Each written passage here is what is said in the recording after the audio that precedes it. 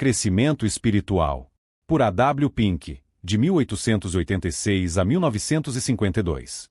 Traduzido, adaptado e editado por Silvio Dutra. 4. A natureza do crescimento espiritual. Chegamos agora ao que é realmente a parte mais importante do nosso assunto, mas que está longe de ser a mais fácil de lidar. Se quisermos ser preservados ou libertos de visões errôneas neste ponto, é muito necessário que formemos um conceito correto sobre o que o crescimento espiritual não é e o que ele realmente é. Ideias erradas sobre ele são amplamente predominantes e muitos dos próprios do povo de Deus foram trazidos para a escravidão. Há aqueles que fizeram pouco ou nenhum avanço na escola de Cristo, que imaginam que progrediram consideravelmente e estão muito magoados se outros não compartilham sua opinião, nem é tarefa simples desiludi-los. Por outro lado, alguns que cresceram consideravelmente não sabem, e até concluem que retrocederam. Tampouco é fácil assegurar-lhes que eles foram, desnecessariamente, depreciativos. Em ambos os casos, o erro se deve medir-se pelo padrão errado, ou, em outras palavras, pela ignorância do que o crescimento espiritual realmente consiste. Se o ouvinte conhecesse meia dúzia de pessoas de tantas seções diferentes da cristandade, a quem ele tem a garantia de considerar como filhos de Deus, e pedisse que definissem para ele suas ideias de crescimento espiritual, ele provavelmente se surpreenderia com a diversidade e a contrariedade das respostas dadas. Assim como a recepção de uma parte da verdade nos prepara para receber outra, a admissão do erro abre caminho para a entrada de mais. Além disso, a denominação particular a que pertencemos e a forma distintiva de sua linha de coisas, 2 Coríntios 10 verso 16, tem um efeito poderoso na determinação do tipo de cristãos criados sob suas influências, assim como a natureza do solo afeta as plantas que crescem nele. Não apenas suas visões teológicas são moldadas em um certo molde e seu conceito do lado prático do cristianismo é amplamente determinado por elas, mas sua vida devocional e até mesmo seu comportamento pessoal também são consideravelmente afetados pelo mesmo. Consequentemente, há muita similaridade na experiência da grande maioria pertencente a essa parte em particular. Este é, em grande parte, o caso de todas as principais denominações evangélicas, como é também com aqueles que professam estar fora de todos os sistemas. Assim como um ouvido treinado pode prontamente detectar variações de inflexão na voz humana e localizar pela fala de uma pessoa e acentuar de qual parte do país ele é proveniente, então uma com associações interdenominacionais amplas tem pouca dificuldade em determinar, mesmo de uma breve palestra sobre as coisas espirituais, nas quais o seu companheiro pertence. Não é necessário nenhum rótulo, sua filiação é claramente estampada nele. E se no curso da conversa ele pedisse a seu conhecido que descrevesse o que ele considerava ser um cristão maduro, seu retrato seria naturalmente e necessariamente moldado pelo tipo eclesiástico particular com o qual ele estava mais bem familiarizado. Se ele pertencesse a um grupo em particular, ele imaginaria um cristão sombrio, mas se a um grupo no polo oposto, um confiante e alegre. O tipo mais admirado em alguns círculos é um profundo teólogo. Em outros, aquele que critica a doutrina árida e ocupa-se principalmente de sua vida subjetiva. Ainda outro não valorizaria nem teologia nem experiência, considerando que a contemplação da alma de Cristo era o começo e o fim da vida cristã, enquanto outros ainda considerariam como cristãos eminentes aqueles que eram mais zelosos e ativos na busca de salvar os pecadores. Nota do tradutor. É inegável que sempre houve no meio cristão estas tendências unilaterais em se definir o que seria a natureza do verdadeiro modo de vida cristã. O evangelista tenderá a deixar o ensino dos mestres da palavra, para focar apenas no evangelismo. O cristão místico, apenas nas manifestações sobrenaturais do Espírito, deixando de lado os deveres de obediência de pais, filhos, servos, cônjuges, senhores e de tudo que se refira a um comportamento segundo a sã doutrina. E assim por diante. Mas a vida cristã normal demanda todas estas coisas citadas e muitas outras, conforme encontram-se definidas na palavra de Deus, e bem faríamos em atender a todas elas. Na tentativa de descrever o caráter do progresso cristão, ou como é mais frequentemente denominado crescimento na graça, devemos, portanto, evitar um erro frequentemente cometido por muitos escritores denominacionais, um erro que teve efeitos prejudiciais em grande número dos seus leitores. Em vez de revelar o que as Escrituras ensinam sobre elas, muitas vezes elas relatam suas próprias experiências. Em vez de tratar os fundamentos do crescimento espiritual, eles se baseavam em circunstâncias. Em vez de delinear as características gerais que são comuns a todos os que são sujeitos de operações graciosas, elas descrevem aquelas coisas excepcionais que são peculiares apenas a certos tipos, o neurótico ou a melancolia. Isto é o mesmo que artistas e escultores levaram para seus modelos apenas aqueles com deformidades incomuns, em vez de selecionar um espécime médio da humanidade. É verdade que seria um ser humano que foi fotografado, mas poderia transmitir apenas uma deturpação das espécies comuns. Infelizmente, tanto no mundo religioso quanto no físico, uma aberração atrai mais atenção do que uma pessoa normal. Não devemos, então, relacionar nossa própria história espiritual. Primeiro, porque não estamos escrevendo agora para satisfazer a curiosidade doentia de certa classe de ouvintes que se deleitam em examinar tais coisas. Segundo, porque consideramos a experiência privada do cristão como sagrada demais para ser exposta ao público. Há muito tempo parece-nos que existe algo como a falta de castidade espiritual.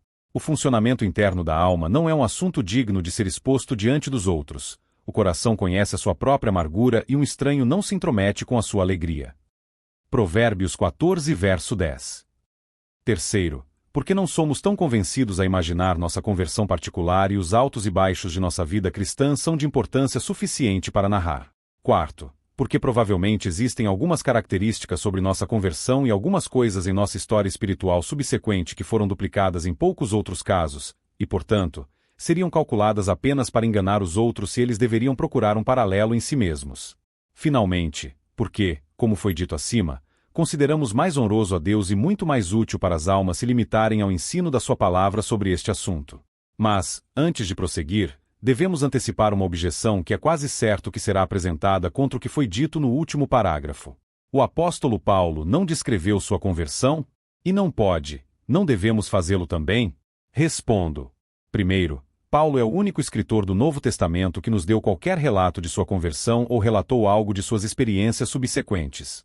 Seria uma inversão de todo o raciocínio sólido fazer uma exceção a uma regra ou concluir que um caso isolado estabeleceu um precedente. O próprio fato de que o caso de Paulo está sozinho, indica que não é para ser um exemplo. Em segundo lugar, sua experiência não foi apenas excepcional, mas única. Os meios utilizados foram a aparência sobrenatural do Cristo ascendido, de modo que ele teve uma visão física dele e ouviu sua voz com seus ouvidos naturais, uma coisa que ninguém mais experimentou.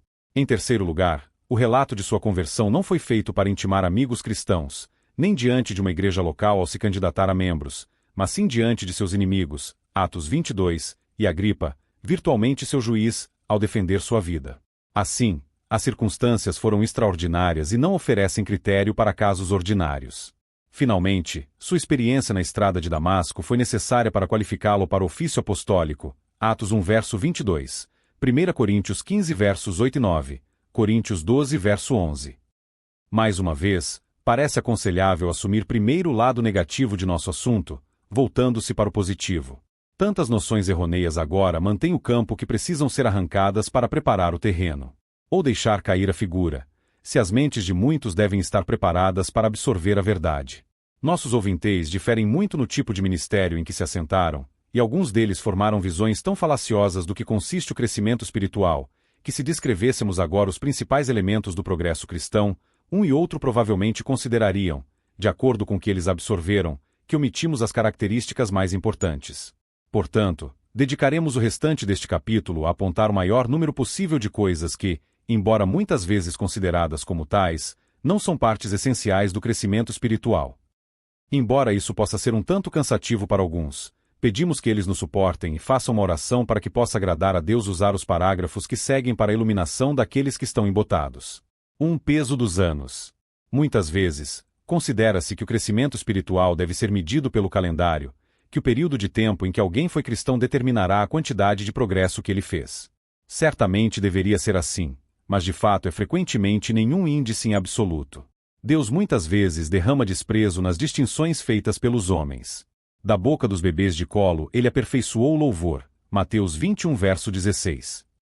É geralmente suposto que aqueles com cabelos grisalhos são muito mais espirituais do que os jovens crentes, mas se examinarmos o que está registrado nos anos finais de Abraão, Isaque, Davi, Ezequias e outros reis de Israel, encontramos razões para revisar ou qualificar tal conclusão. É verdade que alguns dos santos mais seletos que já conhecemos foram patriarcas e mães em Israel, embora tenham sido exceções e não a regra. Muitos cristãos fazem mais progressos reais em piedade no primeiro ano do que nos próximos 10 que se seguem. 2. Aumentar o conhecimento. Devemos distinguir entre coisas que diferem, a saber, um conhecimento de coisas espirituais e conhecimento espiritual real. O primeiro pode ser adquirido pelo não regenerado. O segundo é peculiar aos filhos de Deus. Um é meramente intelectual e teórico, o outro é vital e eficaz. Pode-se usar o estudo bíblico da mesma forma que o estudo da filosofia ou economia política. Ele pode prosseguir com diligência e entusiasmo. Ele pode obter uma familiaridade da letra das Escrituras e uma proficiência na compreensão de seus termos, muito antes do cristão trabalhador que tem menos tempo de lazer e menos habilidade natural. Mas o que é tal conhecimento vale a pena se não afeta o coração, falha em transformar o caráter e faz com que a caminhada diária seja agradável a Deus. Embora eu entenda todos os mistérios e todo o conhecimento, e não tenha amor, eu não sou nada. 1 Coríntios 13, verso 2. A menos que nosso estudo bíblico esteja nos conformando, tanto interna como externamente, a imagem de Cristo não nos beneficia. 3. Desenvolvimento de dons. Uma pessoa não regenerada, que se dedica ao estudo da Bíblia, também pode ser alguém dotado de consideráveis talentos naturais, como poder de concentração, uma memória retentiva, um espírito perseverante. Enquanto ele persegue seu estudo, seus talentos são postos em ação, sua inteligência é aguçada e ele consegue conversar fluentemente sobre as coisas que leu, e é provável que ele seja procurado como pregador. E ainda assim pode não haver uma centelha da vida divina em sua alma. Os coríntios cresceram rapidamente em dons, 1 Coríntios 1 versos 4 e 7, mas eles eram apenas bebês e carnais, 1 Coríntios 3 versos 2 e 3, e precisavam ser lembrados do caminho mais excelente do amor a Deus e a seus irmãos. Meu ouvinte, você pode não ter os dons vistosos de alguns, nem ser capaz de orar em público como os outros, mas se você tem uma consciência sensível, um coração honesto, um espírito tolerante e perdoador, você tem aquilo que é muito melhor. 4. Mais tempo gasto em oração. Aqui, novamente, para evitar mal-entendidos, devemos distinguir entre coisas que diferem. Oração natural e espiritual. Alguns são constitucionalmente devocionais e são atraídos por exercícios religiosos, como outros são pela música e pela pintura, e, no entanto, podem ser totalmente estranhos ao sopro do Espírito de Deus em suas almas.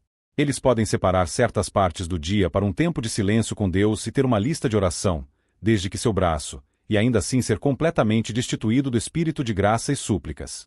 Os fariseus eram famosos por suas longas orações. O maometano com sua esteira de oração, o budista com sua roda de oração e o papista com suas contas, todos ilustram o mesmo princípio. É bem verdade que o crescimento na graça é sempre acompanhado por uma maior dependência de Deus e um deleite da alma nele. No entanto, isso não significa que podemos medir nossa espiritualidade pelo relógio, pela quantidade de tempo que passamos em nossa vida, de joelhos.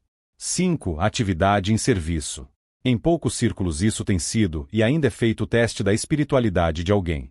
Assim que um jovem faz uma profissão cristã, ele está pronto para trabalhar. Não importa quão mal qualificado ele seja, faltando ainda, em muitos casos, até mesmo um conhecimento rudimentar dos fundamentos da fé, no entanto ele é exigido ou pelo menos esperado que se engaje imediatamente em alguma forma do que é plausivelmente denominado serviço para Cristo. Mas as epístolas serão procuradas em vão por uma garantia para tais coisas. Elas não contêm nem uma única injunção para os jovens crentes empenhar-se em trabalho pessoal. Pelo contrário, eles são intimados a obedecer a seus pais no Senhor, Efésios 6 verso 1, e as moças devem ser guardiãs em casa, Tito 2 verso 5. Muitos têm razão para lamentar eles, não Deus, me fizeram um guardião das vinhas, mas eu não guardei as minhas próprias graças espirituais, Cantares de Salomão 1 verso 6. 6. Sentimentos felizes. Considerável subsídio precisa ser feito tanto para o temperamento quanto para a saúde. Alguns são naturalmente mais vivazes e emocionais do que outros, de um espírito mais alegre e animado, e consequentemente eles se envolvem em cantar ao invés de suspirar. Quando essas pessoas são convertidas, elas tendem a ser mais demonstrativas do que outras, tanto expressando gratidão ao Senhor quanto dizendo às pessoas que precioso Salvador é o delas. No entanto, seria um grande erro supor que eles receberam uma medida maior do Espírito do que seus irmãos e irmãs mais sóbrios e equânimes. Um riacho raso balbucia ruidosamente, mas águas paradas correm fundo. No entanto, há exceções aqui, como as cataratas do Niágara ilustram. O aumento da santidade não deve ser medido por nossos confortos e alegria interiores, mas sim pelas qualidades mais substanciais da fé, obediência, humildade e amor. Quando um fogo é aceso pela primeira vez, há mais fumaça e crepitação, mas depois, embora a chama tenha uma esfera mais estreita, ela tem mais calor. 7. Tornar-se mais infeliz. Ainda assim, por estranho que pareça para alguns de nossos ouvintes, não há poucos cristãos professos que consideram isso como um dos principais elementos do crescimento espiritual. Eles foram ensinados a considerar a segurança como presunção e a alegria cristã como leveza, se não leviandade. Se eles experimentarem uma breve estação de paz acreditando, estão temerosos de que o diabo os engane. Eles estão ocupados principalmente com o pecado interior e não com Cristo. Eles abraçam seus medos e idolatram suas dúvidas. Eles consideram que o desmoronamento é o único lugar de segurança, e são mais felizes quando mais desprezíveis.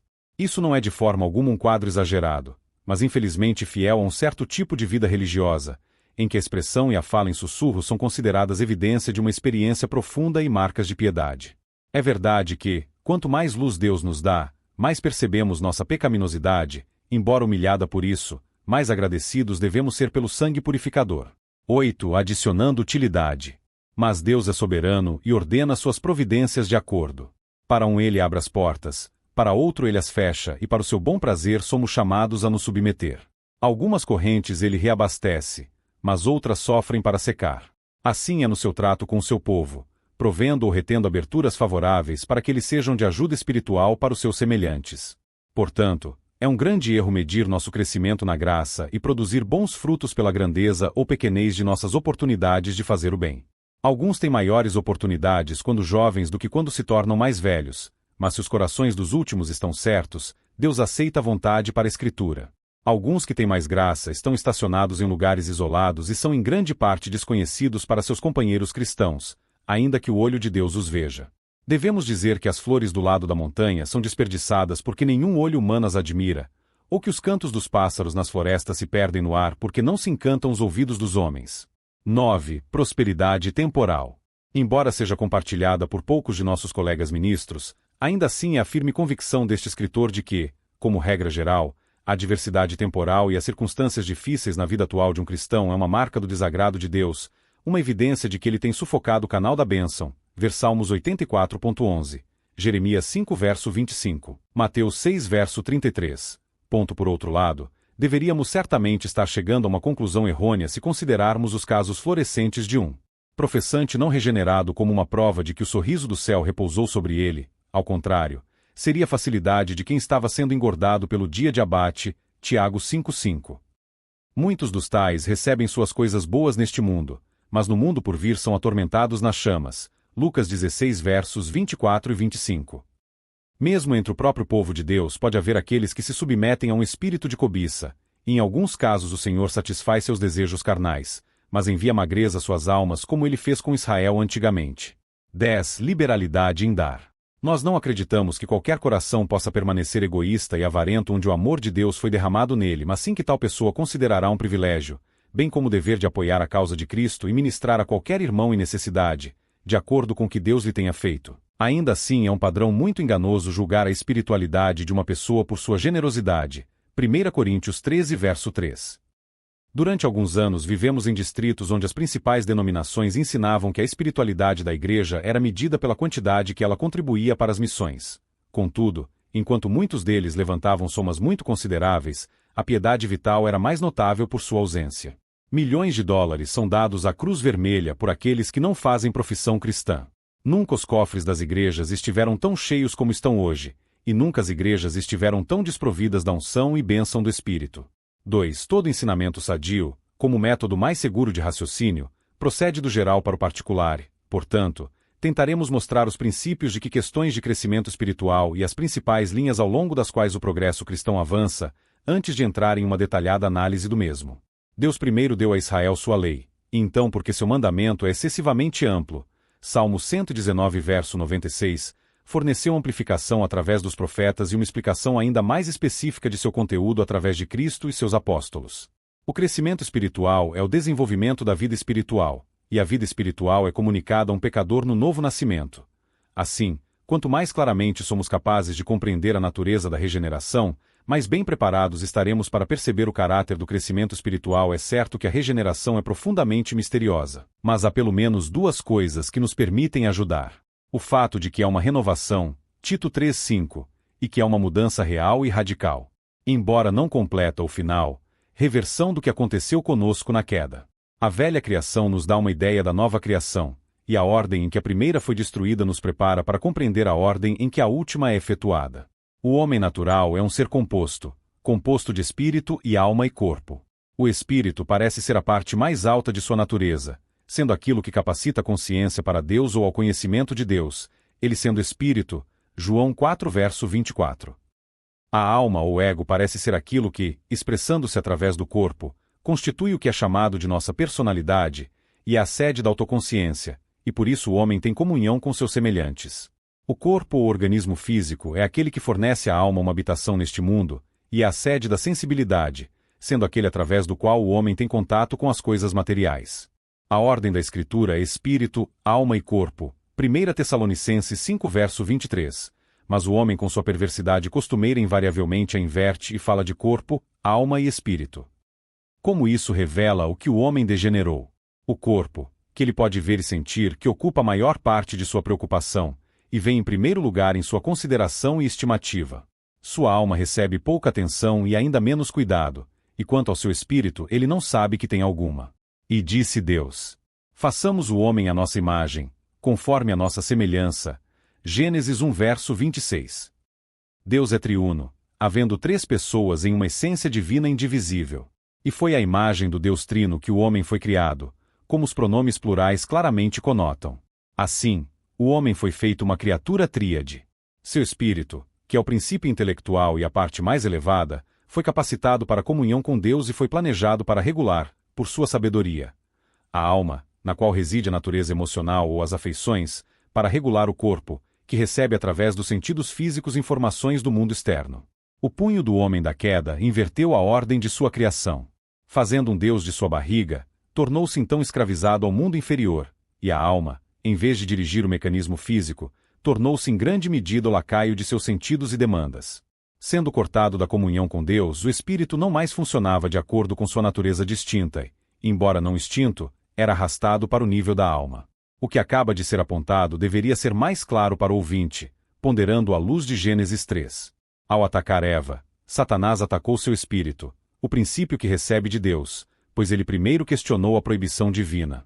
Verso 2. E então, respondendo à sua objeção, assegurou-lhe que certamente não morrerás, e acrescentou como um incentivo no dia em que dele comerdes, então teus olhos serão abertos e sereis como deuses, conhecendo o bem e o mal, versos 4 e 5, buscando assim enfraquecer sua fé e lisonjear sua ambição, prometendo maior sabedoria.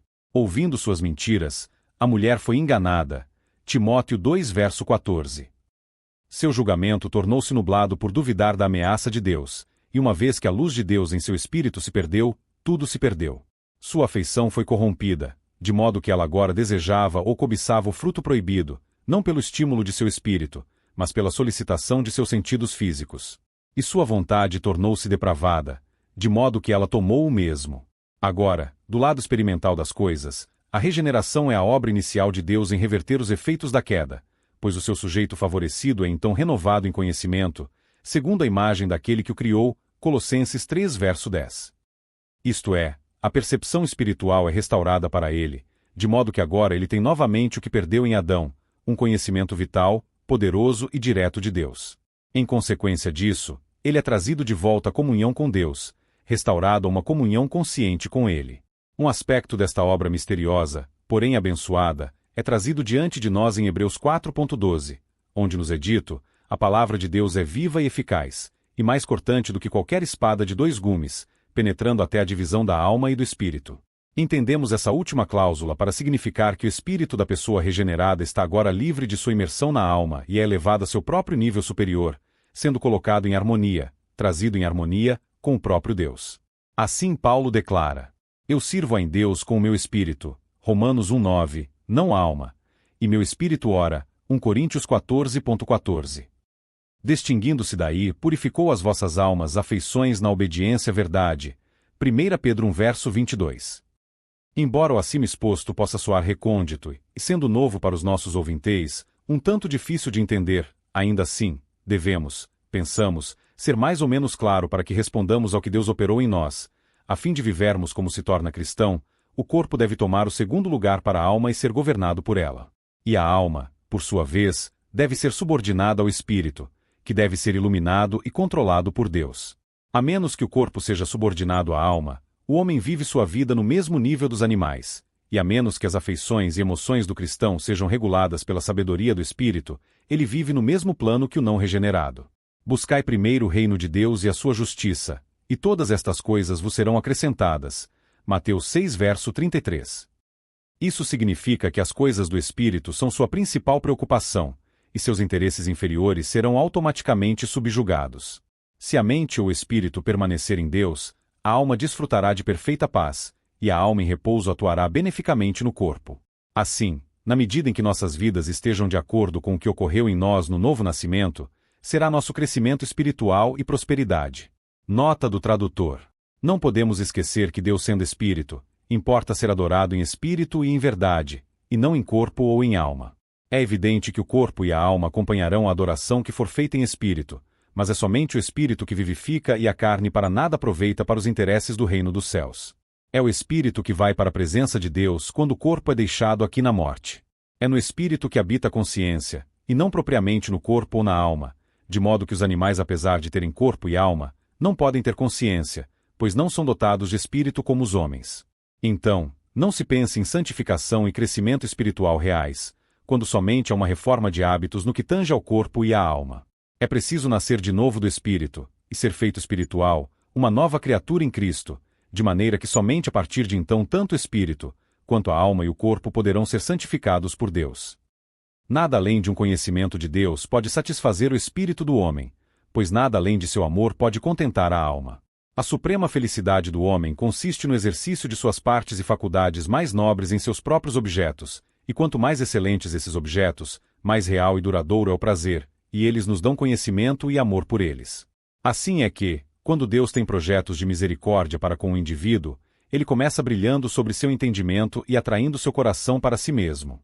À medida que a obra da graça prossegue, o indivíduo é capaz de ver algo como o engano do pecado, Hebreus 3.13, como ele o iludiu imaginando em vão que as coisas do tempo e do sentido lhe proporcionariam satisfação, até descobrir que, para usar a linguagem figurada do profeta, ele gastou seu dinheiro por aquilo que não é pão e trabalhou por aquilo que não satisfaz. Isaías 55:2. Portanto, Deus lhe diz: ouça e comei o que é bom, e a tua alma se deleite em gordura. Até que Deus se torne a nossa porção, a alma fica com vazio dolorido. Aqui, então, é o que ocorre na regeneração. Deus nos deu a compreensão de que podemos conhecer o que é verdadeiro, 1 João 5 verso 20, e isso lhe faz vivificar o Espírito em nós. E novamente lemos: porque Deus, em conexão com a primeira criação, Gênesis 1 verso 3 ordenou que a luz brilhasse nas trevas, tem em sua obra da nova criação brilhado em nossos corações, para dar a luz do conhecimento da glória de Deus na face de Jesus Cristo. 2 Coríntios 4 verso 6. Assim, o progresso cristão deve consistir em avançar em um conhecimento pessoal e experimental de Deus, e, consequentemente, quando o apóstolo orou pelo crescimento espiritual dos colossenses, ele fez um pedido para que eles pudessem aumentar no conhecimento de Deus, Colossenses 1 verso 10.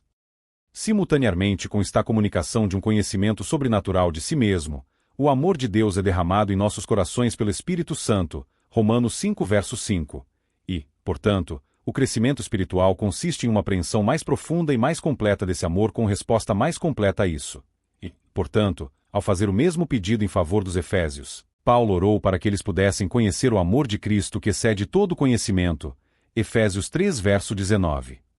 Não é o nosso desígnio imediato dar uma descrição tão completa quanto a nossa luz atual oferece da natureza precisa da regeneração, mas apenas apontar aqueles de seus principais elementos que melhor nos capacitam a compreender em que consiste o crescimento espiritual. Vamos, portanto, mencionar apenas uma outra característica do novo nascimento, ou que é pelo menos um complemento inseparável dele, ou seja, a transmissão da fé. Nem vamos agora tentar definir o que é a fé. Suficiente para o momento reconhecer que é um abençoado dom de Deus, Efésios 2 verso 8, de modo algum originado no exercício da vontade humana, mas comunicado pela operação de Deus, Colossenses 2 verso 12. E, portanto, é um princípio sobrenatural, ativo em seu recipiente favorito, produzindo fruto segundo sua própria espécie, e assim, evidenciando sua fonte divina. É pela fé e não por vista, 2 Coríntios 5 verso 7, que os cristãos caminham. Como disse o apóstolo, a vida que agora vivo na carne, vivo pela fé do Filho de Deus, ele sendo seu objeto, que me amou e deu-se por mim. Gálatas 2 verso 20.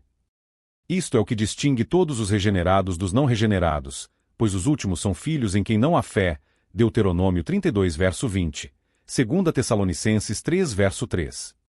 A vida cristã começa pelo exercício de uma fé dada por Deus, a saber, um ato pelo qual recebemos a Cristo como nosso Salvador pessoal. João 1, verso 1. Somos justificados pela fé e por Cristo temos acesso pela fé a esta graça, isto é, aceitos no favor de Deus em que nos encontramos. Romanos 5, versos 1 e 2. Somos santificados pela fé. Atos 26, verso 18. Isto é, participantes efetivos da inefável pureza de Cristo. Por meio do Espírito, esperamos a esperança da justiça pela fé. Gálatas 5, verso 5. Conforme 2 Timóteo 4, verso 8. É pelo escudo da fé, e somente isso, somos capazes de apagar todos os dardos inflamados do inimigo. Efésios 6, verso 12. É pela fé e paciência que herdamos as promessas. Hebreus 6, verso 12. Foi pela fé que os santos do Antigo Testamento obtiveram um bom testemunho. Hebreus 11, verso 3, e realizaram maravilhas como o restante desse capítulo demonstra. É pela fé que resistimos com sucesso ao diabo. 1 Pedro 5, verso 9, e vencemos o mundo. 1 João 5, verso 4. De tudo isso é muito evidente que o tesouro do nosso progresso cristão será em grande parte determinado pela medida em que este princípio se mantém saudável e permanece operando em nós. Para resumir o que foi apontado acima, a regeneração é tanto uma renovação quanto uma nova criação. Como uma renovação, é um processo contínuo, como 2 Coríntios 4, verso 16 mostra claramente. Este aspecto é uma reversão parcial e recuperação do que aconteceu conosco na queda. É um despertar divino, que necessariamente pressupõe uma entidade ou faculdade já existente, embora necessite ser vivificada ou revivida.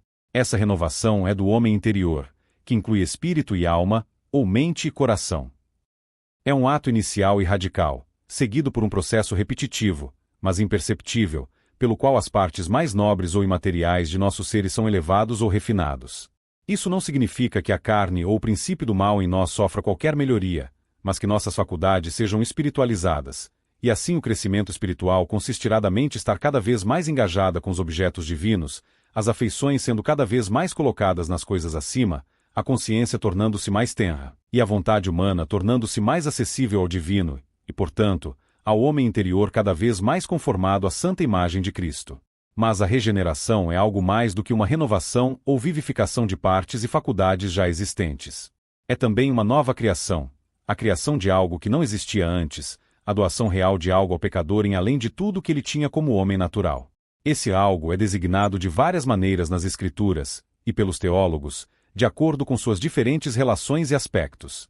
É denominado vida, 1 João 5, verso 12, sim, vida mais abundantemente, João 10, verso 10, do que Adão não caído desfrutava. É chamado de espírito porque nascido do espírito, João 3, verso 6, e, portanto, deve ser distinguido do nosso espírito natural, árido, o espírito de poder e de amor e de uma mente sã, 2 Timóteo 1, verso 7.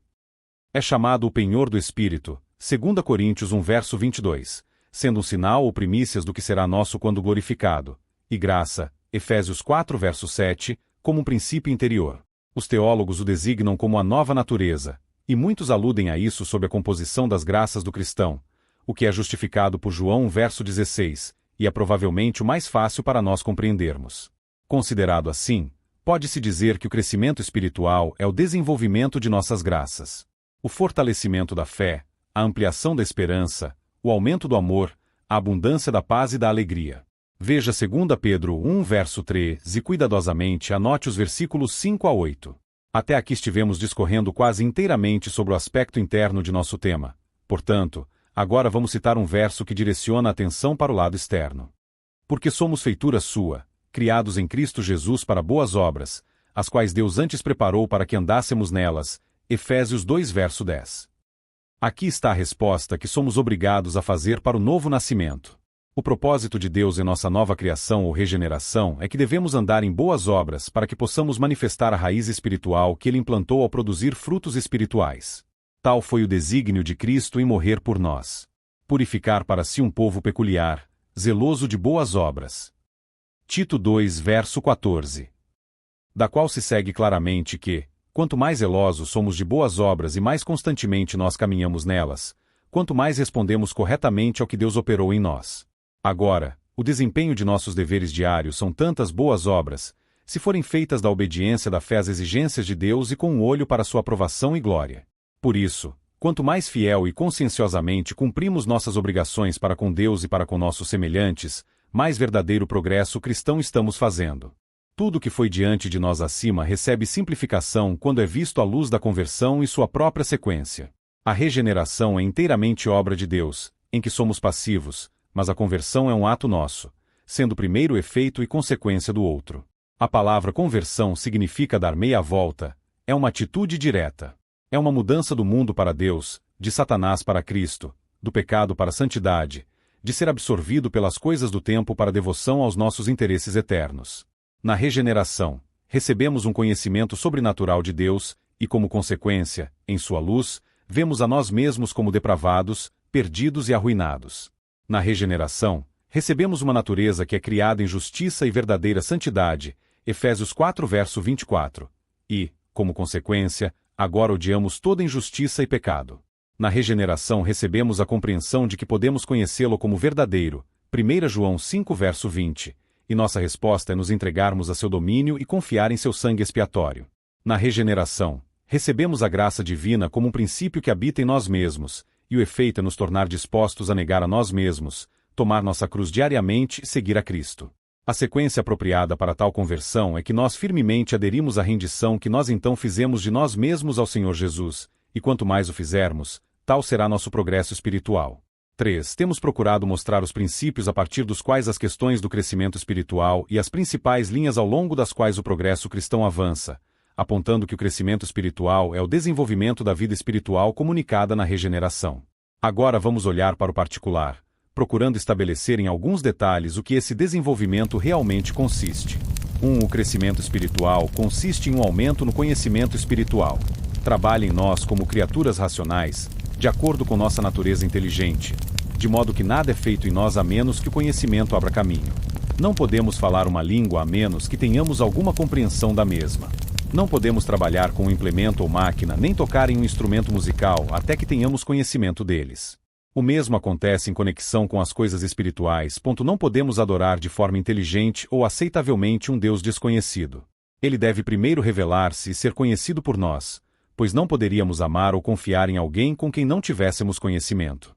Portanto, a palavra de Deus declara: aqueles que conhecem o teu nome, confiarão em ti. Salmos 9.10. Não pode ser de outro modo. Uma vez que Deus nos é revelado como uma realidade viva, o coração imediatamente se entrega a Ele, como sendo definitivamente digno de sua total confiança e dependência. É a ignorância espiritual de Deus que está no alicerce de toda a nossa desconfiança dele, portanto, de todas as nossas dúvidas e medos. Familiarize-se com ele e esteja em paz. Jó 22 verso 21. A palavra declara: os que conhecem o teu nome, confiarão em ti. Salmos 9 verso 10. Não pode ser de outro modo. Uma vez que Deus nos é revelado como uma realidade viva, o coração imediatamente se entrega a ele, como sendo definitivamente digno de sua total confiança e dependência. É a ignorância espiritual de Deus que está no alicerce de toda a nossa desconfiança dele, portanto, de todas as nossas dúvidas e medos. Familiarize-se com ele e esteja em paz. Jó 22 verso 21. A palavra declara: os que conhecem o teu nome, confiarão em ti. Salmos 9.10.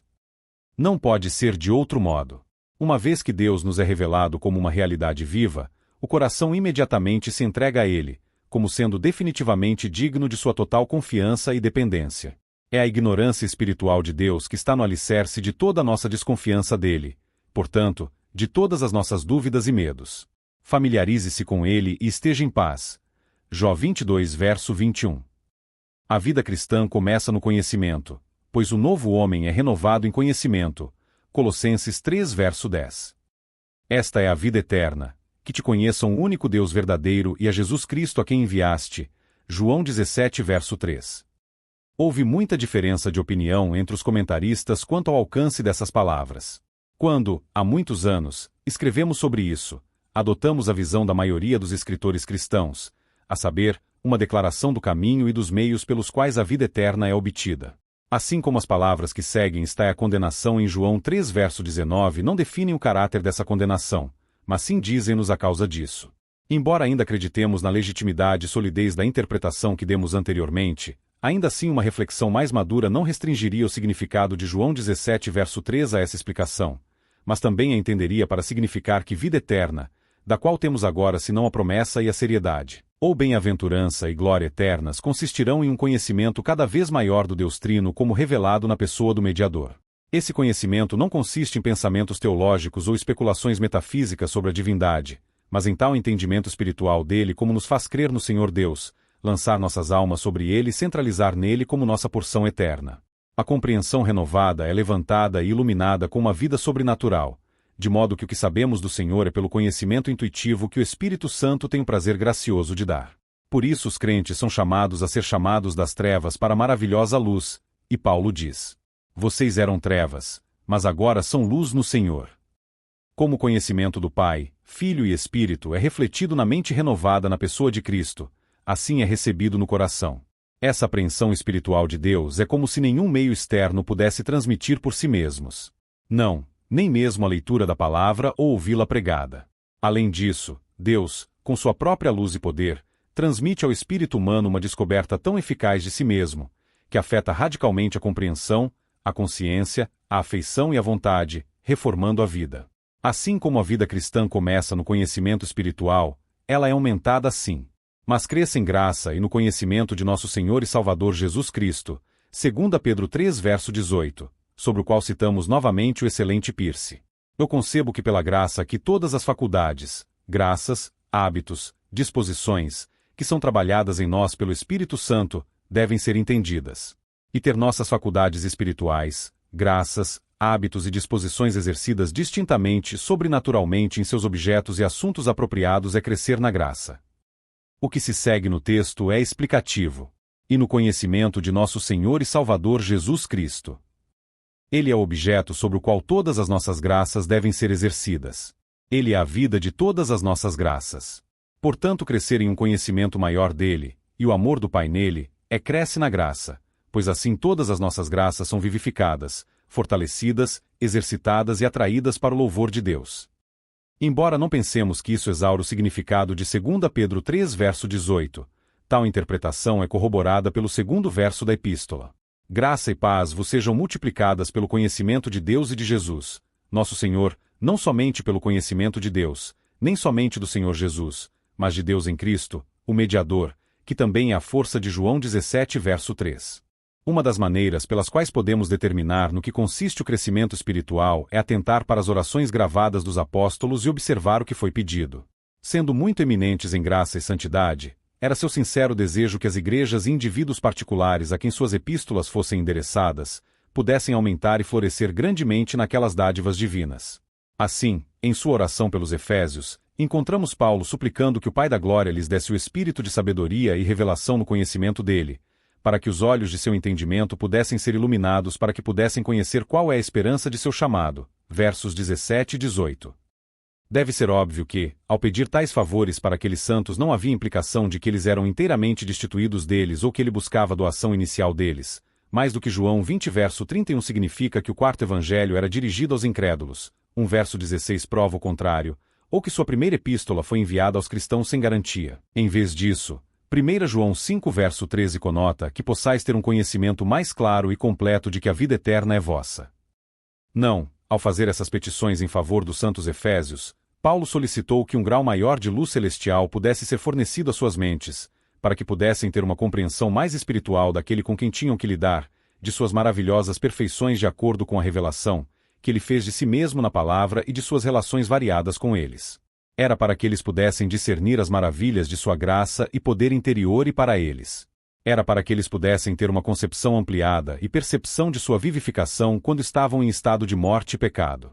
De igual modo, ele orou para que o amor dos santos filipenses abundasse ainda mais e mais em conhecimento e em todo juízo. Filipenses 1 verso 9. Assim, para os colossenses, que eles possam estar aumentando no conhecimento de Deus, Colossenses 1 verso 10, que deve ser tomado em seu sentido mais amplo. Aumentando o conhecimento de Deus na manifestação que ele fez de si mesmo na criação, na providência e na graça. No conhecimento de Deus em suas três pessoas, em seu Cristo, o mediador, em sua lei, em seu evangelho, no conhecimento de sua santa vontade. Este conhecimento de Deus, que distingue o regenerado do não regenerado, que o apóstolo solicitou em benefício de seus convertidos, e que é o elemento básico em todo progresso cristão real, é algo muito diferente e superior à mera posse de uma opinião correta sobre Deus ou qualquer visão especulativa a respeito dele.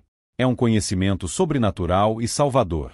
Um mero conhecimento teórico de Deus é inoperante e ineficaz, mas um conhecimento experimental com ele é dinâmico e transformador.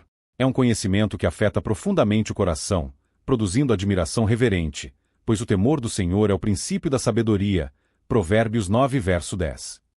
É um conhecimento que fortalece as graças do cristão e as leva a um exercício vivo. Uma vez que a luz e o poder divino são comunicados ao santo pelo Espírito através das Escrituras, isso faz com que ele os examine e pondere como nunca fez anteriormente, e misture a fé com o que lê e prática.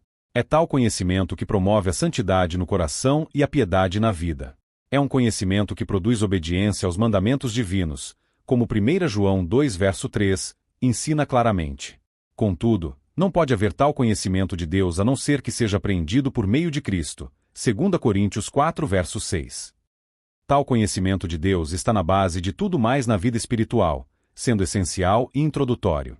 Sem tal conhecimento de Deus, não podemos nos conhecer, como ordenar nossas vidas neste mundo, nem o que nos espera no mundo por vir. Até que nos familiarizemos com aquele que é luz, 1 João 1,5, estamos em total escuridão. Calvino evidenciou a profundidade de sua percepção espiritual ao iniciar sua renomada Institutas dizendo: a sabedoria verdadeira e substancial consiste basicamente de duas partes: o conhecimento de Deus e o conhecimento de nós mesmos. Sem um conhecimento pessoal e espiritual de Deus, não podemos perceber o mal infinito do pecado e o temerário estrago que tem causado em nós. É somente a sua luz que nós vemos a luz, Salmo 36, verso 9, e descobrimos o horror e totalidade de nossa depravação. Então é que nós dois contemplamos e sentimos que somos exatamente como Deus nos descreveu em sua palavra. Igualmente, é somente por tal conhecimento de Deus que podemos apreciar o remédio divinamente provido ou em descobrir em que consiste ou perceber a nossa extrema necessidade do mesmo. O caminho do ímpio é como a escuridão. Provérbios 4, verso 19. De tudo o que foi apontado acima, podemos ver quão completamente dependente o cristão está sobre Deus. Nenhum progresso espiritual é possível, exceto quando ele continua a brilhar sobre nós. Nem um intelecto poderoso, os artífices da filosofia, nem um treinamento completo em lógica, podem contribuir um iota para uma apreensão espiritual das coisas divinas. É verdade que elas são úteis para permitir que o professor discuta sobre elas, expressar-se mais prontamente e fluentemente do que os analfabetos, mas a ponto de descobrir para ele a verdade divina, elas não têm valor algum. A razão disso é evidente. As coisas celestes estão muito acima do alcance da razão carnal e, portanto, nunca podem atingir um conhecimento de sua verdadeira natureza. A graça celestial é necessária para uma entrada nas coisas celestiais e a capacidade mais mesquinha é tão suscetível à graça celestial quanto a mente mais ampla. Além disso, as coisas de Deus são dirigidas à fé, e essa é uma graça da qual o não regenerado, seja ele o mais completo sábio, é totalmente desprovido de todo valor. Os mistérios divinos estão ocultos dos naturalmente sábios e prudentes. Mas eles são revelados sobrenaturalmente aos pequeninos espirituais. Mateus 11, verso 25, revelados pelo Espírito Santo através de uma fé divinamente concedida. Nota do tradutor. As palavras do apóstolo Paulo em suas epístolas aos Romanos e Coríntios, em que afirma que a sua pregação não consistiu meramente em palavras do Evangelho mas em demonstrações do Espírito Santo e de poder, bem resumem que este conhecimento das coisas espirituais, celestiais e divinas, não é algo meramente nocional, mas muito mais do que isto é a manifestação real e poderosa do próprio Deus em nós, da sua presença que invade não somente o pregador, como também os ouvintes, mantendo-os debaixo da influência de um só Espírito, iluminando seu entendimento, e operando eficazmente em seu homem interior, de maneira que não pode ser explicado em palavras todo aquele bom estado de alma que foi produzido, bem como a paz, autoridade e poder que são sentidos por todos aqueles que foram visitados pela presença do Senhor.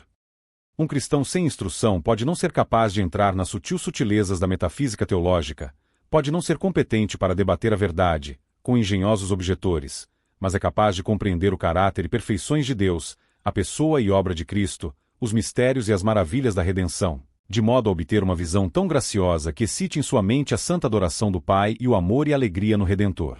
E tal conhecimento, e somente isto, nos manterá em lugar do tempo da provação, da hora da tentação ou da morte.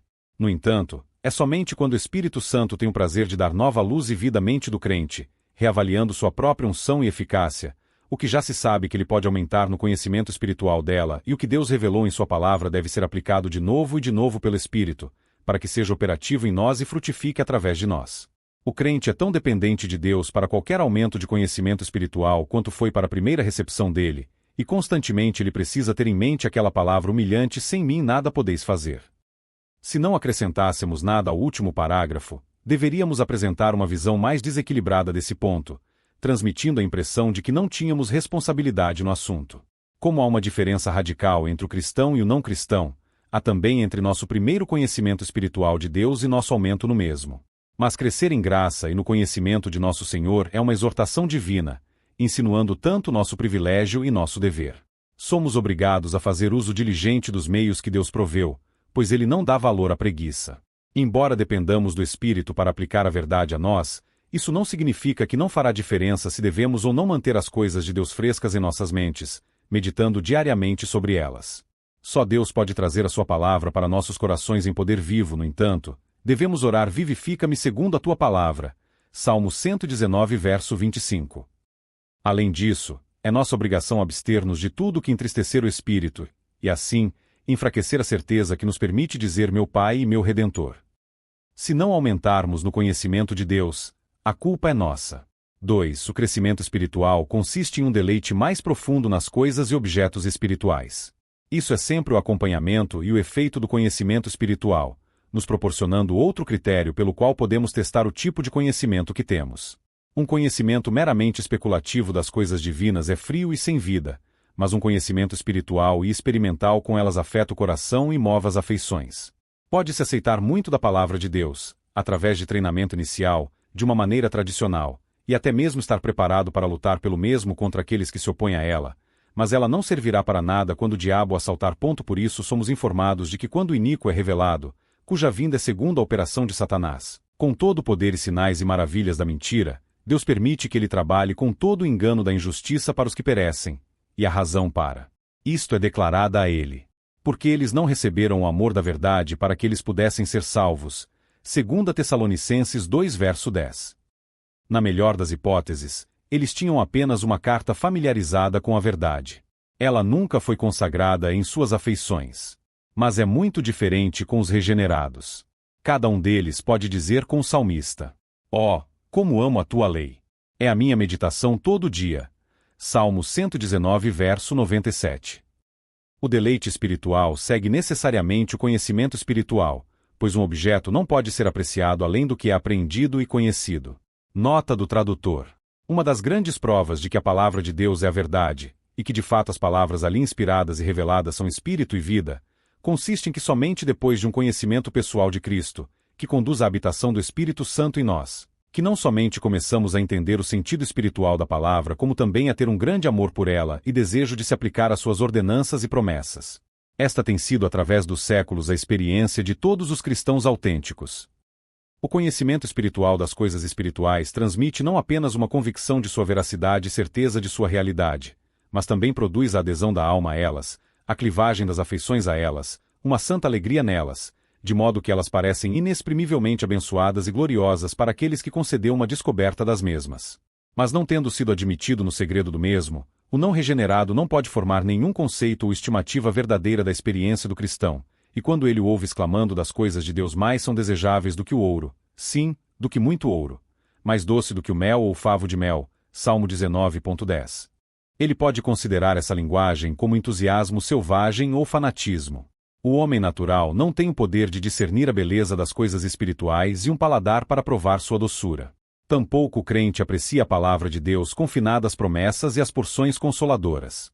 Ele também declara: deleitar-me-ei em teus mandamentos, que amo. Salmo 119 verso 47. Quanto mais o crente avança no conhecimento espiritual da excelência e da beleza das coisas celestiais, mais satisfações sólidas elas proporcionam à sua mente. Quanto mais o cristão entra na importância e valor da eterna verdade de Deus, mais seu coração é atraído para os gloriosos objetos nela revelados. Quanto mais ele realmente provar que o Senhor é gracioso, 1 Pedro 2 verso 3, mais ele se deleitará nele. Quanto mais luz ele concede aos sublimes mistérios da fé, mais admirará a maravilhosa sabedoria que os concebeu, o poder que os executou, a graça que os transmitiu. Quanto mais ele percebe que as Escrituras são a própria palavra de Deus, mais ele é admirado pela sua solenidade e impressionado com o seu peso. Quanto mais as perfeições inefáveis da deidade são reveladas ao seu espírito, mais ele exclamará: quem é semelhante a ti, ó Senhor, entre os deuses ou poderosos, que é como tu, glorioso em santidade, tremendo em louvores, fazendo maravilhas.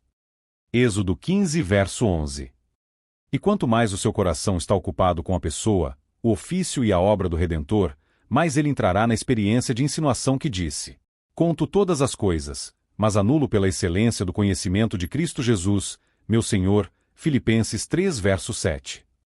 É verdade que, por negligência e loucura, o crente pode, em grande medida, perder seu gosto pelas coisas espirituais, de modo que sua leitura da palavra lhe dá pouca satisfação e deleite. Aquele que come e bebe insensatamente perturba seu estômago, e então o paladar não encontra mais a comida mais agradável para ele. É assim espiritualmente. Se o crente está fora de comunhão com Deus e se volta para o mundo para satisfação, ele perde seu apetite pelo maná celestial. Por isso somos convidados a pôr de lado toda a imundícia e a superfluidade da malícia e receber com mansidão a palavra enxertada. Tiago 1, verso 21. Deve haver essa separação, antes que haja uma recepção apreciativa da palavra. Então, novamente 1 Pedro 2, verso 1 mostra-nos que há certas concupiscências que devem ser mortificadas se quisermos que, como recém-nascidos, desejem o leite sincero da palavra para que cresçam. Se tais exortações forem devidamente ouvidas, e a palavra de Cristo habitar em nós ricamente, então seremos achados cantando com graça em nossos corações ao Senhor, Colossenses 3,16, com uma alegria cada vez mais profunda nele. 3. O crescimento espiritual consiste em um amor maior por Deus. Ao apontar os vários aspectos da regeneração, no capítulo 6, citamos Romanos 5, verso 5. O amor de Deus é derramado em nossos corações pelo Espírito Santo que nos é dado. Ao contrário dos comentaristas, não consideramos a referência como sendo ao amor de Deus por seu povo, mas sim um dos efeitos abençoados ou consequências do mesmo.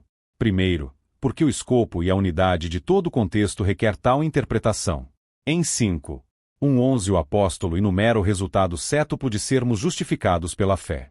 Temos paz com Deus, v1, somos estabelecidos em seu favor, v2, regozijamo-nos na esperança, verso 2, somos capazes de nos beneficiar das provações, verso 3, temos uma esperança que não falha, verso 5, nossos corações são atraídos para Deus, verso 5, temos a certeza da preservação final, versos 8 a 10. Segundo, a relação da segunda metade do verso, porque, com a primeira leva a mesma conclusão. É nosso amor a Deus que fornece evidência de que nossa esperança é válida. Em terceiro lugar, o amor de Deus por nós é em si mesmo, e embora manifestado a nós, dificilmente lhe disse ser derramado em nossos corações. O verso 8 claramente distingue seu amor por nós. Por natureza, os eleitos não têm uma partícula de amor por Deus, ou melhor, suas próprias mentes são inimizades contra ele, Romanos 8, verso 7. Mas ele não os deixa para sempre nesse estado de medo. Não, tendo desde a eternidade posto seu coração sobre eles, ele determinou conquistar seus corações para si mesmo. E como isso é feito? Desvendando seu amor nos seus corações, que nós entendemos como comunicando de si mesmo um princípio espiritual de amor que os qualifica e os capacita a amá-lo. Fé é o seu dom para eles, Efésios 2, verso 8, e a evidência de que o princípio está neles é que eles agora acreditam e confiam nele. A esperança é também seu dom para eles, 2 Tessalonicenses 2, verso 16, pois antes da regeneração não tínhamos esperança, Efésios 2, verso 12, e a evidência de que esse princípio está em nós é que temos uma expectativa confiante do futuro. Da mesma forma, o amor também é um dom divino, e a evidência de que esse princípio está em um indivíduo é que ele agora ama a Deus, ama seu Cristo, ama sua imagem e seu povo. Note como em Romanos 5 nós temos a fé do cristão, verso 1. Esperança, versos 4 e 5, e amor, verso 5, que são os grandes dinâmicos e reguladores da vida cristã.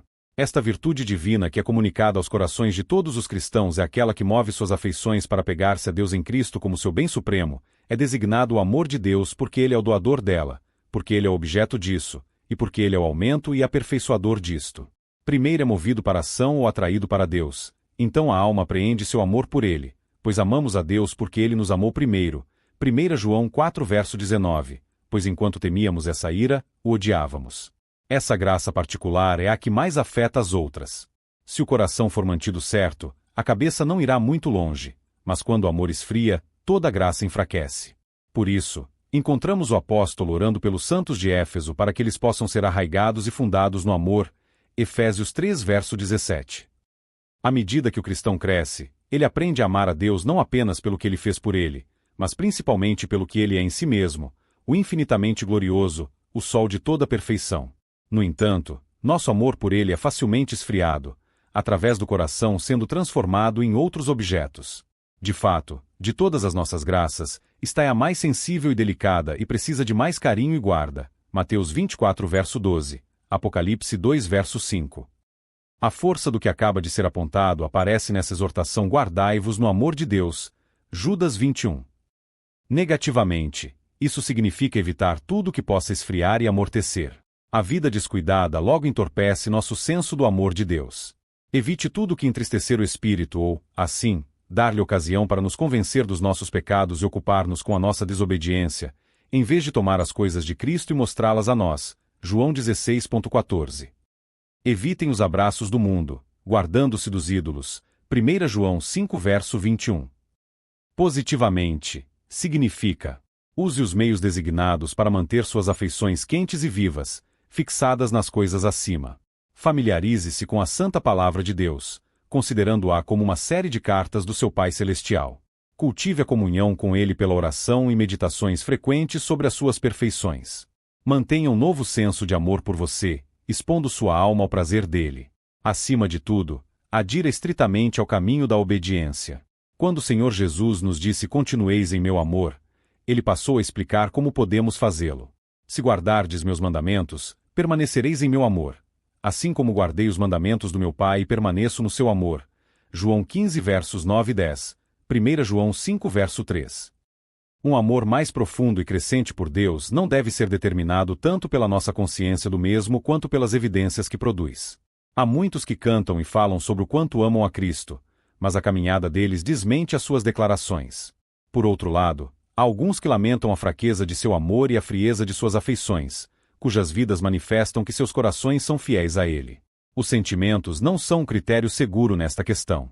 É a conduta que é a evidência mais segura disso. Além disso, ele deve ter em mente que o santo mais santo que já andou nesta terra, que desfrutou da comunhão mais íntima com o Senhor, seria o primeiro a reconhecer e lamentar a inadequação de sua afeição por aquele cujo amor ultrapassa o conhecimento.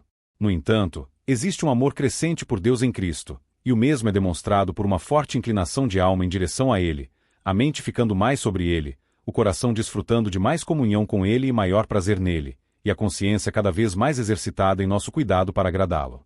Quanto mais estamos espiritualmente comprometidos com o amor de Deus por nós, mais nossas afeições a Ele serão inflamadas.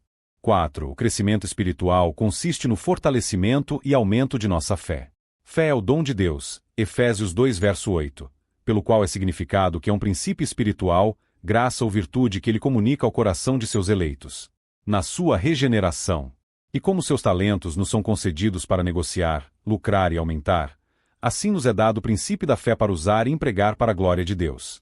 Seu primeiro ato é crer em Cristo, confiar nele, e como Colossenses 2, verso 6 nos diz: assim como recebestes a Cristo Jesus, o Senhor, assim também andai nele. Essa é uma exortação mais abrangente e resumida e exigiria muitos detalhes para fornecer uma explicação completa sobre isso. Por exemplo, pode-se dizer que o cristão é chamado a andar humilde, dependente, submisso ou obediente. Todavia, todos estes estão incluídos na própria fé. A fé é uma graça humilhante e autoesvaziadora, pois é o alongamento da mão do mendigo para receber a generosidade de Deus.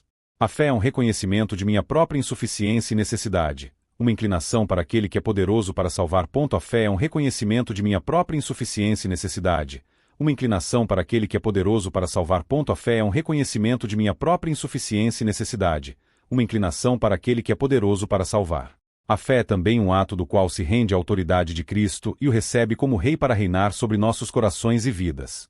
Assim, embora haja muito mais nela do que isso, a força primordial e essencial de Colossenses 2.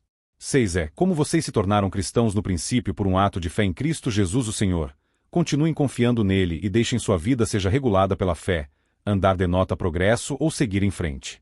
Em Hebreus 10:38 nos é dito que agora os justos viverão pela fé. Uma declaração muito elementar é aquela que, no entanto, se transforma em um grave erro no momento em que adulteramos ou mudamos seu pronome.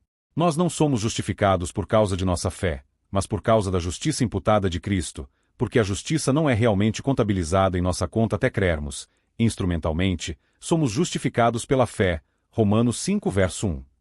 Tampouco são justificados os que pretendem viver de sua fé, embora muitos tentem e vão fazê-lo. Não, o crente deve viver em Cristo, mas é somente pela fé que ele pode fazê-lo. Sejamos o mais simples possível. Eu quebro meu jejum com comida, mas participo desse alimento por meio de uma colher. Eu me alimento, mas é a comida e não a colher que eu como. Foi dito de Esaú: pela tua espada viverás. Gênesis 27 verso 40. Não em tua espada, ele não podia comê-la. Esaú viveria com o que sua espada trouxe. O cristão comete um erro grave quando ele tenta viver sobre a fé que ele pode encontrar ou sentir dentro de si mesmo. Ele deve se alimentar da palavra, e isso ele faz somente até agora como sua fé é operativa, como a fé se apropria e se apropria de seu conteúdo sagrado e abençoado. Ora, o justo viverá da fé, Hebreus 10 verso 28, pode bem ser considerado como o texto do sermão que se segue imediatamente no próximo capítulo, pois em Hebreus 11 nos é mostrado com grande extensão e considerável variedade de detalhes que os santos do Antigo Testamento exerceram esse princípio dado por Deus, como eles viveram pela fé e fizeram grandes maravilhas por meio dela. Nada é dito sobre sua coragem, zelo, paciência, mas todas as suas obras e triunfos são atribuídos à fé. Assim como foi com eles, assim é conosco. Somos chamados a andar pela fé, 2 Coríntios 5 verso 7, e a medida em que o fazemos determinará a medida de sucesso ou fracasso que temos em nossas vidas cristãs. Como o Senhor Jesus declarou aos 2 mendigos cegos que imploraram a sua misericórdia, de acordo com a fé que você tem seja feito a você, Mateus 9 verso 29, e para o pai da criança endemoninhada todas as coisas são possíveis para aquele que crê, Marcos 9 verso 23. Se estamos endireitados, não está em Deus, mas em nós mesmos, pois ele sempre responde à confiança e conta com sua intervenção. Ele prometeu expressamente honrar aqueles que o honram, e nada o honra mais do que uma fé firme e infantil nele. A vida que agora vivo na carne, vivo-a pela fé do Filho de Deus, que me amou e se entregou por mim, Gálatas 2 verso 20. Tal testemunho do principal dos apóstolos nos mostra o lugar que a fé tem na vida cristã. Essa expressão a fé do Filho de Deus significa que ele é o grande objeto da fé, aquele sobre quem deve ser exercida, o que deve ajudar o ouvinte a compreender melhor o amor de Deus em Romanos 5 verso 5 e nossas observações sobre isso. A vida cristã é essencialmente uma vida de fé, e na proporção em que sua fé não é operante, ele falha em viver a vida cristã. Uma vida de fé consiste em a fé estar comprometida com Cristo, atraindo, recebendo dele o suprimento de toda necessidade. A vida da fé começa por olhar para Cristo, confiando nele, confiando totalmente nele como nossa justiça diante de Deus, e é continuado olhando e confiando nele para todo o resto. A fé é buscar em Cristo a sabedoria para que possamos compreender tudo o que ele revelou a respeito de Deus, a respeito de nós mesmos, da salvação e de vários deveres. Fé é apegar-se aos seus preceitos e apropriar-se de suas promessas. Mas, mais especialmente, a fé é buscar em Cristo a força para cumprir seus preceitos de modo aceitável. Como não temos justiça própria, também não temos força. Somos dependentes dele tanto para um como para o outro, e cada um é obtido dele pela fé. Mas, nesse ponto mais vital, muitos dos membros do povo do Senhor foram seriamente enganados. Sob o disfarce de degradar a criatura e exaltar a graça divina, eles foram levados a acreditar que eles são completamente desamparados neste assunto. Que, como só Deus é o impartidor da fé, e que eles têm que humildemente submeter-se à sua vontade quanto à medida de fé que ele concede ou quanto ao que ele retém deles. A consequência é que, tão longe de sua fé aumentar, eles ficam, na maior parte, passando seus dias restantes na terra em um estado cheio de dúvidas e medos. E o que é ainda pior, muitos deles não sentem culpa ou censura pela fraqueza de sua fé, mas, ao contrário, atribuem descaradamente soberania de Deus. Se tais pessoas repreendessem um bêbado sem Deus por sua intemperança, ficariam justamente chocados se ele respondesse: Deus não me deu graça para vencer minha sede. E, no entanto, quando são reprovados por sua incredulidade, eles virtualmente acusam Deus com isso, dizendo que ele não lhes concedeu uma medida maior de fé. Que maldita calúnia! Que mau uso horrível da verdade e da graça soberana de Deus! A culpa é deles, e eles deveriam honestamente reconhecê-lo e confessá-lo penitentemente diante dele. É perfeitamente verdade que Deus é o que aumenta, assim como o que dá a fé, mas certamente não decorre disso que não temos responsabilidade no assunto. A pequenez e a fraqueza de minha fé são inteiramente culpa minha.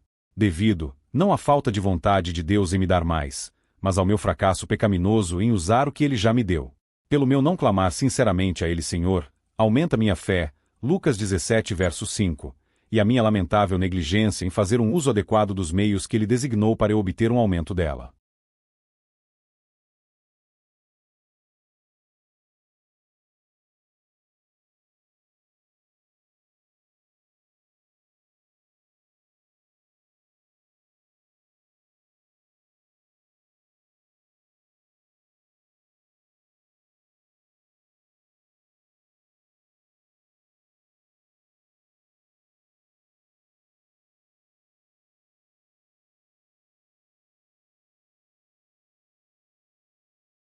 Quando os discípulos se encheram de terror da tempestade e acordaram o seu mestre, gritando: Não te importas com que nós pereçamos, Marcos 4 verso 38, ele os reprovou por sua incredulidade, dizendo: Por que estáis com temor, ó homens de pouca fé?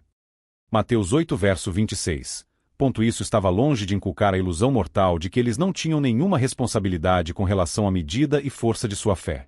Em outra ocasião, ele disse aos seus discípulos: Ó nécios e tardos de coração para crerem, Lucas 24 verso 25, que claramente significava que eles eram culpados por sua falta de fé e deveriam ser admoestados por sua incredulidade. Se eu me entreguei ao senhorio de Cristo e confiei nele como um Salvador todo-suficiente, então Cristo é meu, e eu sei que ele é meu sob a autoridade infalível da palavra de Deus. Visto que Cristo é meu, então é meu privilégio e dever obter um crescente conhecimento e conhecimento com ele através das Escrituras. É meu privilégio e dever confiar nele em todos os momentos, Salmo 62 verso 8. Dar a conhecer a ele todas as minhas necessidades e contar com ele para supri-las graciosamente. É meu privilégio e dever fazer pleno uso de Cristo, viver sobre ele, extrair de sua plenitude, João 1,16, para aproveitar-me livremente de sua suficiência para satisfazer todas as minhas necessidades.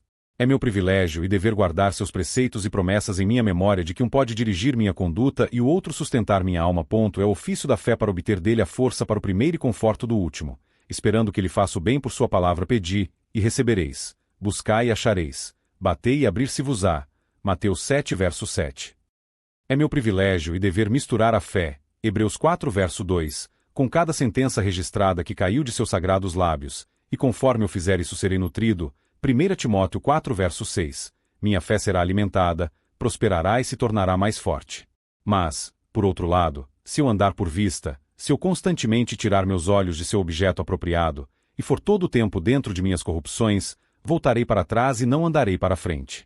Se eu estou mais preocupado com meus confortos interiores do que em caminhar para o agrado de Cristo, na busca sinceramente de seguir o exemplo que ele me deixou, então o Espírito Santo será entristecido e deixará de tomar as coisas de Cristo e mostrá-las para mim. Se eu formar o hábito de tentar ver as promessas de Deus através das lentes escuras e densas das minhas dificuldades, em vez de olhar para as minhas dificuldades à luz das promessas de Deus, a derrota, e não a vitória, inevitavelmente se seguirá. Se eu desviar meus olhos de meu Salvador todo-suficiente e estiver ocupado com os ventos e as ondas de minhas circunstâncias, então, como Pedro no passado, eu começarei a afundar. Se eu não fizer do meu trabalho diário diligente resistir ao funcionamento da incredulidade em meu coração e clamar a Cristo por forças que me permitam fazê-lo, então a fé certamente sofrerá um eclipse e a culpa será inteiramente minha.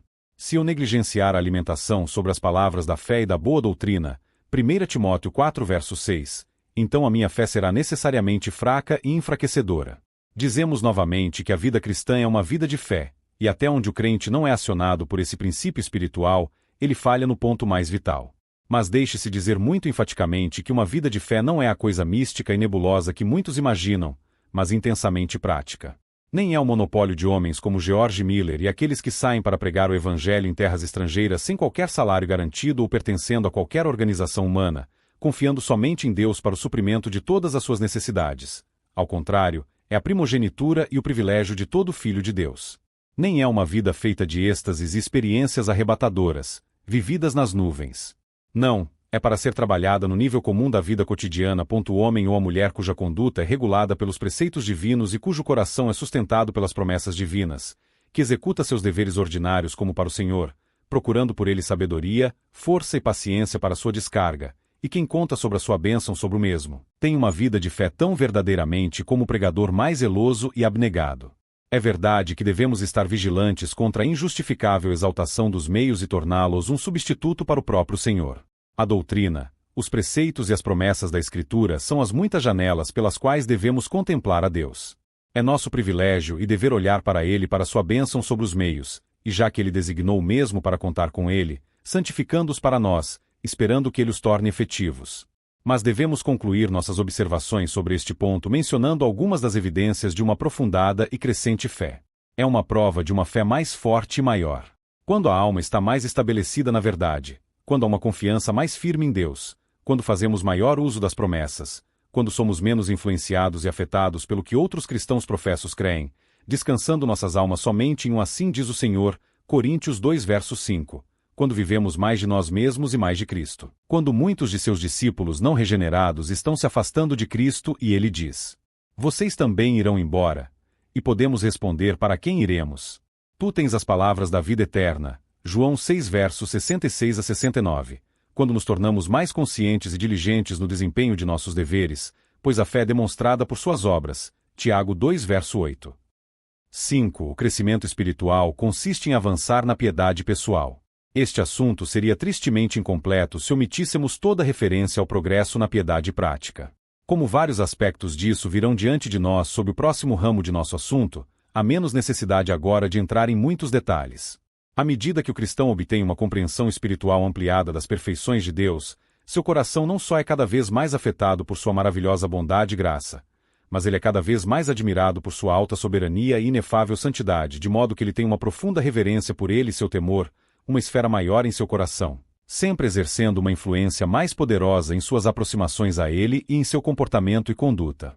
De maneira semelhante, à medida que o cristão se torna mais familiarizado com a pessoa, os ofícios e a obra de Cristo, ele obtém não apenas uma percepção mais completa do quanto ele deve a ele e do que ele tem nele, mas torna-se cada vez mais consciente do que é devido a ele e o que se torna alguém que é um seguidor do Senhor da Glória.